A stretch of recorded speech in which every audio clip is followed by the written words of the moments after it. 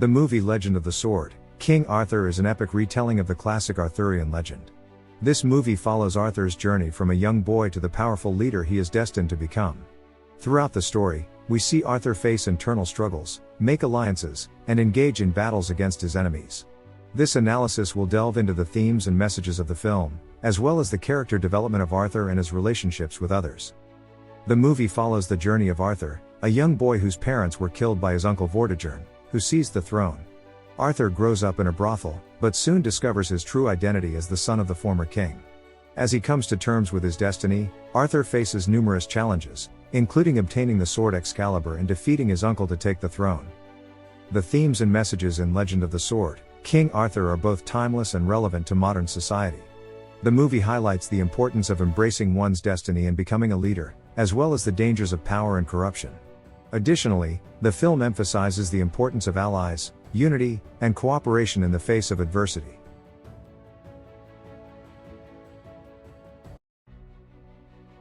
For centuries, humans and mages coexisted in peace.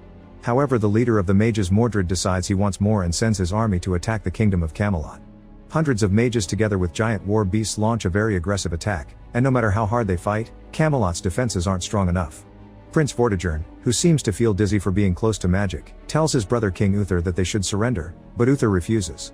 With his legendary sword Excalibur in hand, he meets face to face with Mordred, and the power of the sword is enough for Uther to defeat his enemy.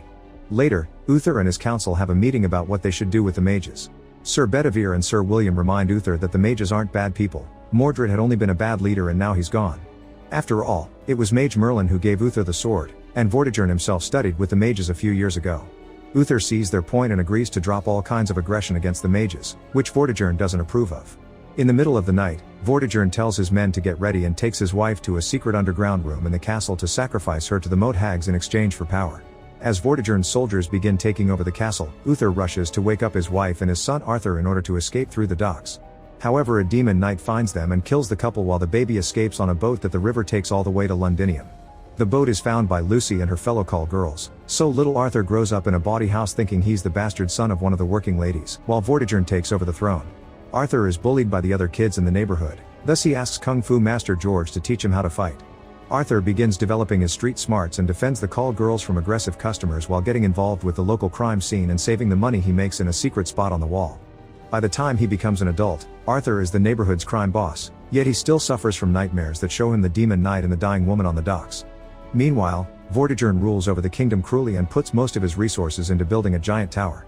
One morning, he discovers all the water surrounding the castle has receded and this has revealed the location of Excalibur, which is stuck on a rock.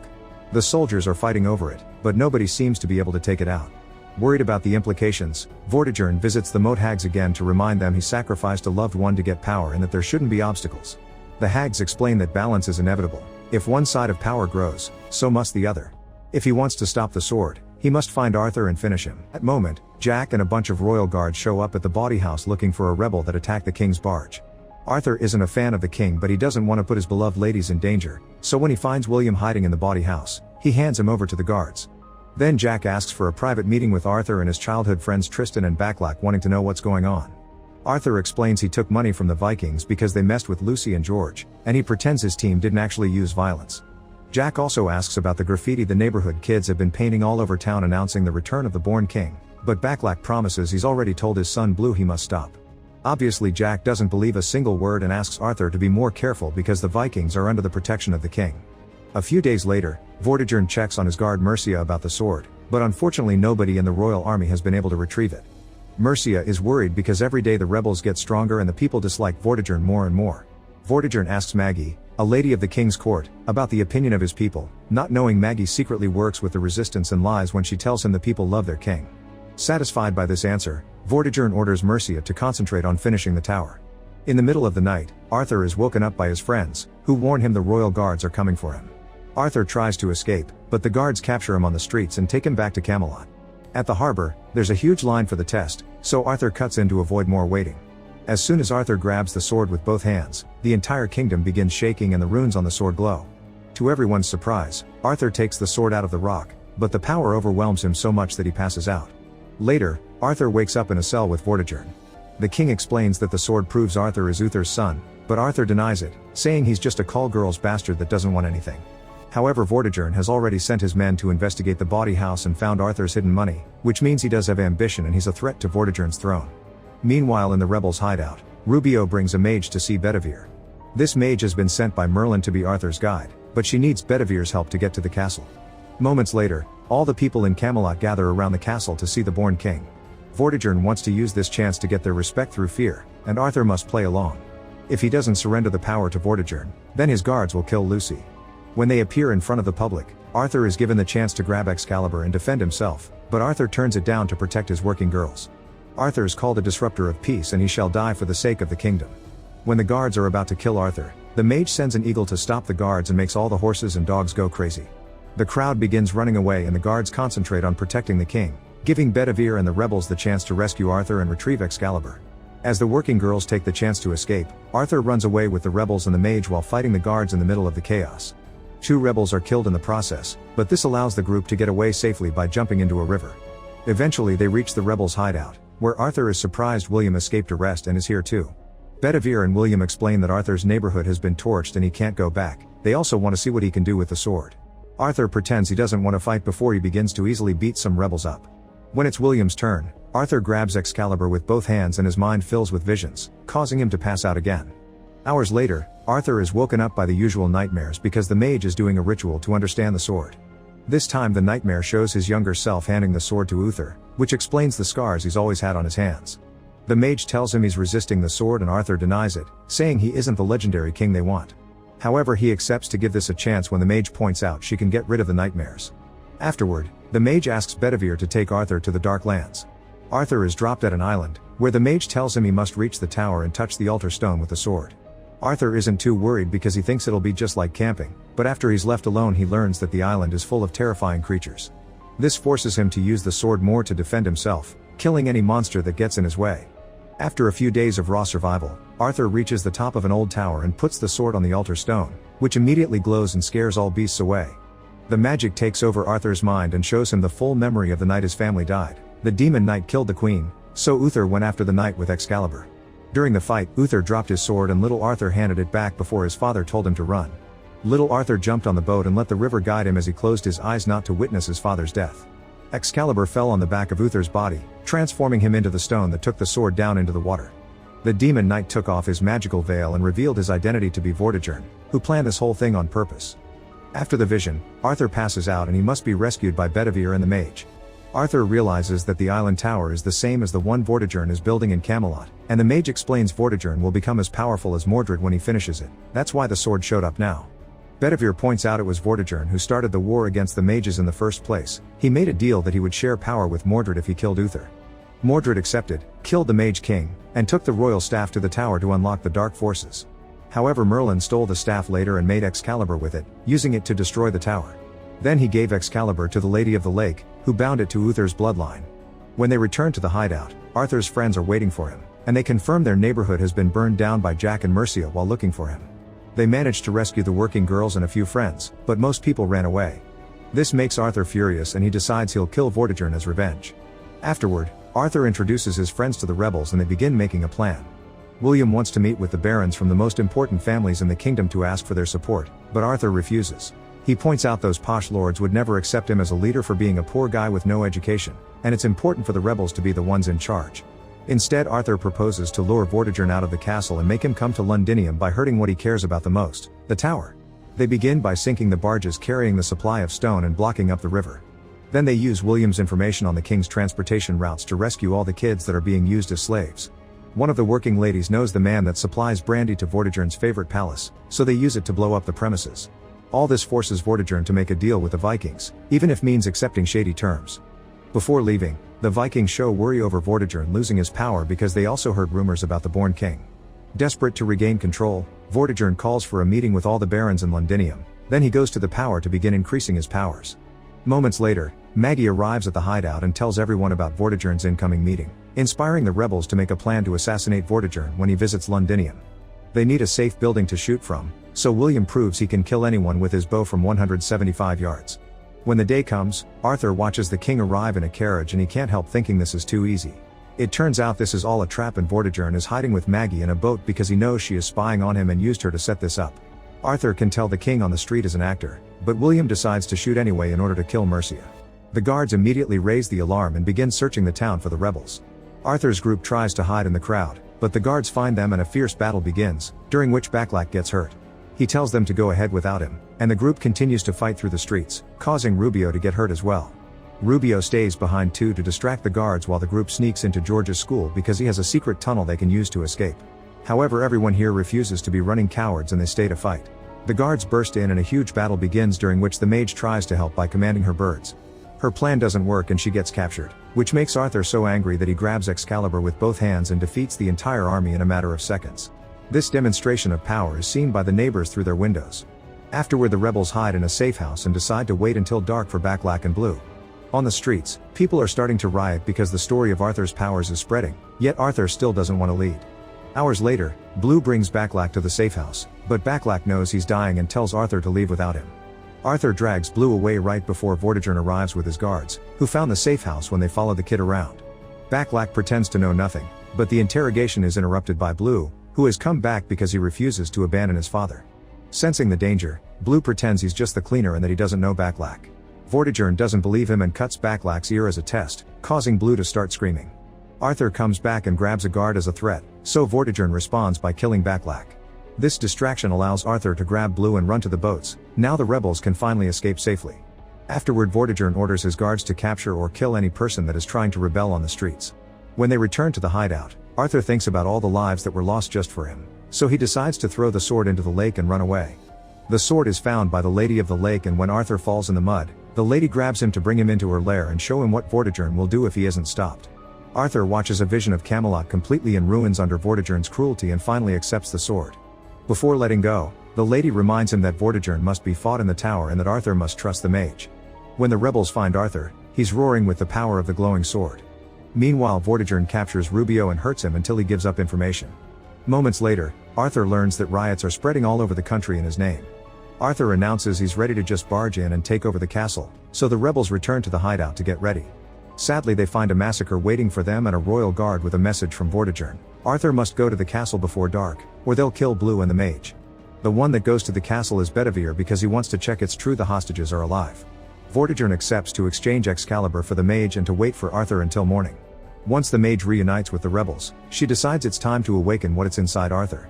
She summons a snake that bites Arthur's neck and its poison makes him able to see all the magical creatures that hide in nature. The mage also promises this poison will protect him later. A few hours later, Arthur arrives at the castle while the mage makes her eagle drop a snake inside. Arthur is taken to see the king, but when Vortigern's about to kill his nephew, he notices the snake on a pillar. Vortigern kills the snake and accidentally gets the sword stuck in the stone, so now he can't take it out. At that moment, the mage sends a giant snake into the castle, and the beast kills all the guards while Arthur retrieves Excalibur. In the streets, the rebels rescue all the prisoners to inspire them to restart the riots. Vortigern wants more power, and the hags remind him there's a price for it. Seeing no other choice, Vortigern looks for his daughter and kills her as he cries in agony. Then he takes the body to the hags and becomes the Demon Knight again. Outside, Arthur battles any guard that gets in his way and easily defeats them, thanks to the power of his sword. The guards are so scared that they drop their weapons to let him pass. While the rebels arrive to take over the castle, Arthur enters the tower, and Excalibur reacts to the magic there. Arthur is teleported to the top of the tower where Vortigern is waiting, and a fierce battle begins. Thanks to his sacrifice, Vortigern is extremely powerful and beats Arthur up in minutes. When Vortigern announces the sword is his now, the poison kicks in and makes Arthur have one last vision. This time Arthur doesn't close his eyes when Uther dies and grabs the sword before it sinks into his father's body. Uther tells Arthur the sword is his now and Arthur wakes up, finding Excalibur glowing with power. Arthur immediately grabs it and fights Vortigern again with much better control of the sword's powers. Vortigern is hit over and over and Arthur finally manages to kill him as he points out he became who he is thanks to Vortigern sending him to the streets in the first place. To make his point more ironic, Arthur even kisses Vortigern's hand. Then he activates Excalibur's magic to make the entire tower crumble. The next day, the kingdom says goodbye to all the lives lost during the war. Afterward, Arthur shows his team the round table he's chosen for their meetings and asks Bedivere to knight his friends. Lastly, William himself knights Arthur, making him the official king. Sometime later, the Vikings show up to ask for their part of the deal, threatening with war if they don't get what they want.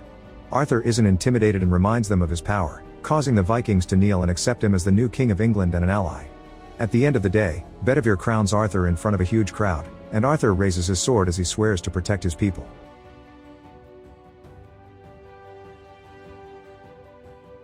Throughout the movie, Arthur undergoes significant character development. He initially struggles with accepting his destiny and the responsibility that comes with being a leader.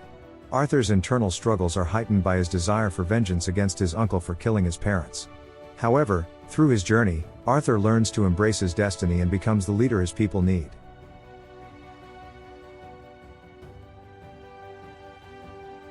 Excalibur is a symbol of power and represents the destiny of the rightful king. The sword can only be wielded by the true king, and its power is instrumental in defeating the film's antagonists.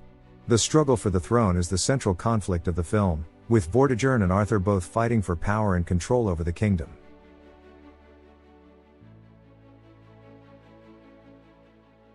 One of the film's central messages is the importance of embracing one's destiny and taking on the responsibilities that come with leadership. Arthur initially struggles with this, but as he learns to accept his fate, he becomes a strong and effective leader who can inspire his people to fight against their oppressors.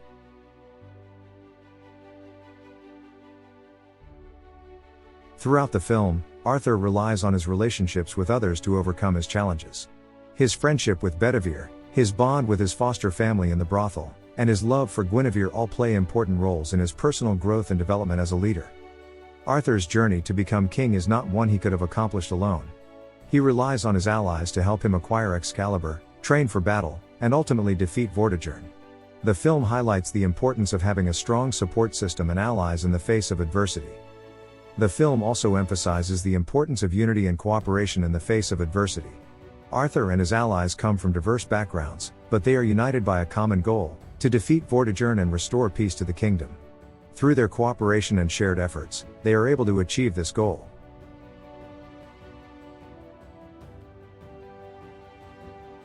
The film portrays a struggle for power between Arthur and his uncle, Vortigern, who has seized the throne and rules with an iron fist. Vortigern is driven by his fear of prophecy, which foretells that his reign will end with the rise of a true king. This fear drives him to seek out and kill all potential heirs, including Arthur, whom he had cast into the streets as a child. The film explores the corrupting influence of power on characters and their motivations. Vortigern is consumed by his lust for power, leading him to make ruthless decisions and engage in dark magic to maintain his grip on the throne. Meanwhile, Arthur is initially reluctant to embrace his destiny as the true king and only does so after seeing the suffering and oppression caused by Vortigern's rule. Through the conflict between Arthur and Vortigern, the film highlights the dangers of power and corruption. It warns against the pursuit of power for its own sake and emphasizes the importance of leaders who are motivated by the greater good rather than their own self-interest. The film suggests that leadership must be earned through merit and character rather than through inheritance or brute force.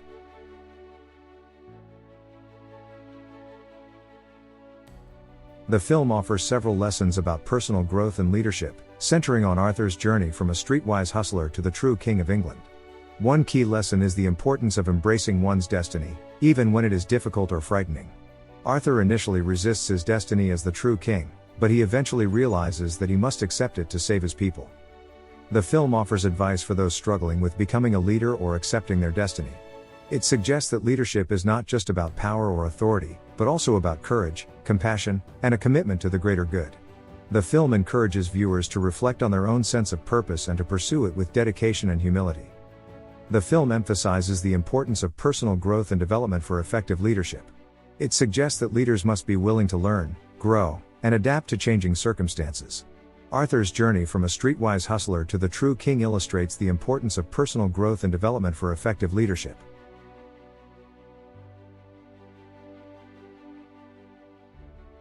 The ultimate moral lesson of the film is the importance of embracing one's destiny for the greater good, and the dangers of power and corruption.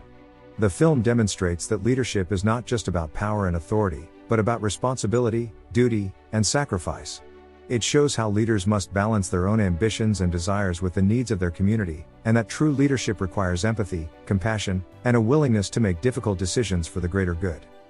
In conclusion, Legend of the Sword, King Arthur is a thought-provoking film that explores themes of power, destiny, and leadership. It offers valuable lessons and advice for viewers on personal growth, effective leadership, and the dangers of corruption. By reflecting on the film's messages, viewers can apply these lessons to their own lives and make a positive impact on their communities.